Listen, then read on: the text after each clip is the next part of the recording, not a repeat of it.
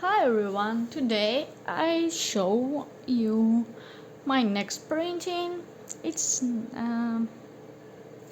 napkin holder ring, napkin ring, and it's bigger one, so you can roll fork, knife and spoon and put inside with napkin.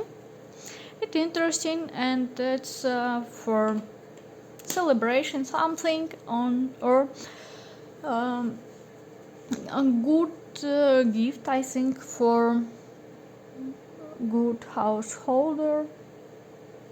housekeeping. Yeah, and I used 4 millimeter for printing, and it's strong. It's you can see, yeah, it's strong. And I use red color here because it's more like holiday, looks like more beautiful than white. Thank you for watching video. See you again in the next video. Bye bye.